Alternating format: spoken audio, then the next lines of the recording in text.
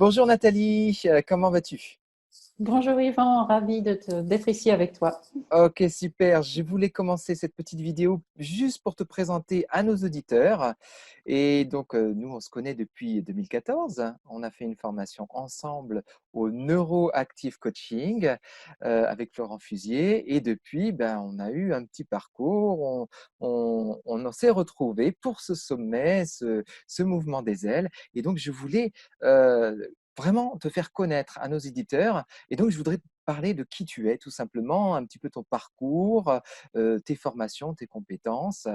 Voilà. Est-ce que tu voudrais que je te dise ce que moi je sais de toi et ce que tu pourrais Vas-y, compléter? Ok, c'est vas-y, bon? vas-y, On fait comme c'est ça? parti. Dis-moi Alors, tout de bah, moi.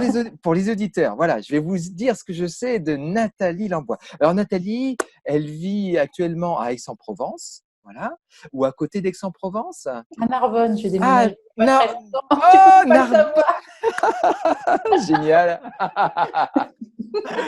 Bon, Mais donc c'est c'est à toujours dans le Narbonne. sud au soleil. Et oui, c'est dans le sud au soleil, c'est super. Ok, je vois très bien. Ok, Narbonne. Et donc, tu as été formé en psycho-énergétique, c'est ça? Tu as eu une autre formation en psychogénéalogie. Mm. OK. Donc, le neuroactive coaching avec moi, pour faire du coaching très structuré avec Laurent Fusier en 2014. Et puis tu as développé aussi des compétences à la fois sur le Ho'oponopono, mais tu vas nous dire un peu ce que c'est après derrière, et puis le Feng Shui. Voilà. Et avec ça, tu as, en fait créé une méthode qui s'appelle Home. Voilà. Que dont tu vas nous parler peut-être un petit peu quand tu vas nous parler du Ho'oponopono. Et beh, avec tout ça, tu t'es lancé dans une entreprise et tu vis de ça aujourd'hui complètement en indépendante avec ces activités. Et tu fais aussi de l'accompagnement de gens qui se lancent, voilà aussi, ou de développement personnel aussi. Tu aides les gens dans leur développement personnel. Tout à fait. Voilà, c'est ça. Et des gens qui ont peut-être aussi des projets professionnels. C'est ça. C'est Voilà. vrai que j'ai été formée à ces différents outils dits psycho-énergétiques il y a quelques années, hein. Je suis entrée dans le monde du subtil, on va l'appeler comme ça, Mmh. par la porte du Feng Shui. Le Feng Shui qui est l'art traditionnel chinois qui consiste à améliorer son habitat, le lieu de son travail, pour que les habitants s'y sentent mieux, puissent effectivement créer des projets, les mener jusqu'au bout, améliorer leur santé, leur bien-être, etc. Et ça m'a amené à découvrir d'autres outils, dont la psychogénéalogie, l'EFT, qui fait partie des outils dits psycho-énergétiques. Bref, tout un tas de techniques que j'ai ensuite adoptées dans mon mode de vie, que j'ai aussi utilisées dans mes consultations que je faisais à l'époque lorsque j'allais chez les personnes qui demandaient une expertise en feng shui. Voilà, l'EFT, c'est le tapotement avec des C'est phrases ça, qu'on dit pour, EFT, voilà, Emotional Freedom Technique, qui voilà. permet de libérer des blocages lorsqu'on se retrouve en situation de conflit, qu'on a reçu un gros choc, physique aussi, hein. C'est une Ouais. aide supplémentaire, bien sûr, lorsque vous avez une blessure, autant aller voir le médecin. Et en plus, il y a l'outil dit psychologique qui va vous permettre d'éliminer la peur, le blocage qui a été levé par cet événement. Et tout ça m'a amené à découvrir une pratique hawaïenne qui se nomme Ho'oponopono, un drôle de mot qui nous vient de loin, qui nous vient des îles du Pacifique et qui signifie rendre droit, corriger en hawaïen.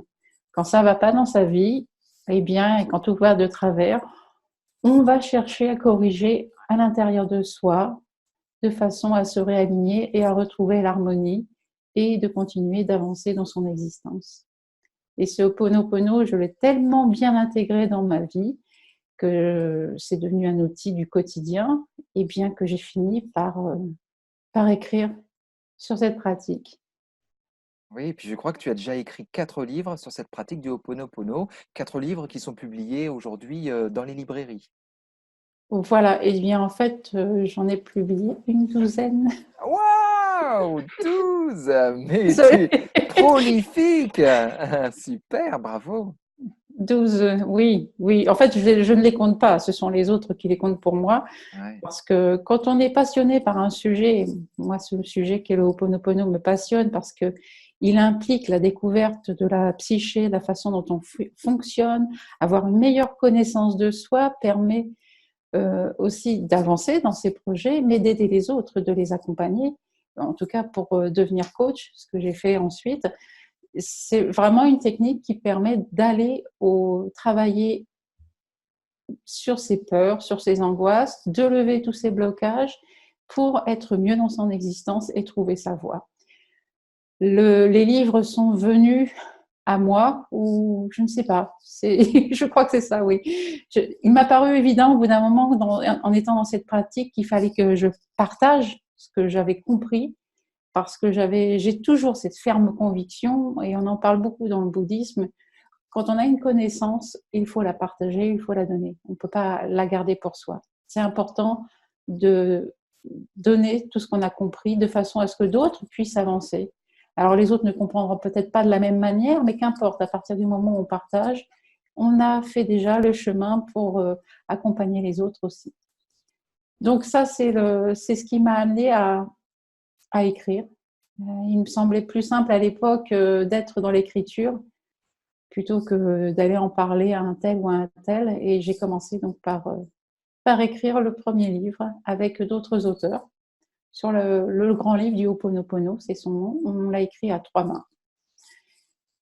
Et après ce livre, eh bien, je suis entrée en tant qu'auteur dans une autre maison d'édition où là, j'ai fait mon premier livre seul sur la pratique du Ho'oponopono. D'accord. Alors on peut dire que tu es, indépendante et vraiment entrepreneur et que tu vis de ça depuis quand en fait? L'écriture m'a permis donc d'être publiée une douzaine de fois. Et quand on devient spécialiste dans un domaine, eh bien effectivement, il y a des choses qui vont commencer à naître, comme des formations. Je me suis mise à créer des formations autour de cette pratique, des formations en présentiel. Et aussi, j'ai commencé à développer de l'accompagnement individuel, toujours autour de cette pratique. Donc l'entrepreneuriat s'est mis en place, je dirais, du livre tout doucement, hein, petit à petit. Il m'a paru évident que effectivement, j'avais quelque chose à partager. Le livre c'était bien, mais il fallait que je passe dans une autre dimension. Et là, effectivement, je suis rentrée dans le monde de l'entrepreneuriat. Là aussi, sans le vouloir, puisque ça se fait, on va dire, de façon insidieuse. On a quelque chose dans les mains, on le transforme et on veut le donner, le partager. Et je l'ai toujours fait avec passion. Donc, c'était pas calculé. Et il faut savoir que de tous les projets que j'ai menés, une bonne partie a échoué. Hein. En tant qu'entrepreneur, il faut le savoir. Il y a des échecs et ces échecs nous permettent de chercher d'autres chemins, d'autres façons de créer, d'autres façons de prendre sa place. Donc, même si vous avez un projet qui ne va pas jusqu'au bout et même s'il va jusqu'au bout, n'obtient pas le résultat que vous souhaitez, ne l'abandonnez pas ce projet. Reprenez-le, retravaillez-le et hop, recommencez. C'est ce que j'ai fait. C'est ce que je continue de faire. Et des projets, j'en ai toujours énormément. D'accord, OK. Bah, pour la partie, donc présentation, je pense qu'on a fait le tour de l'essentiel. Est-ce que tu veux rajouter quelque chose? Non, je pense que j'ai dit aussi l'essentiel.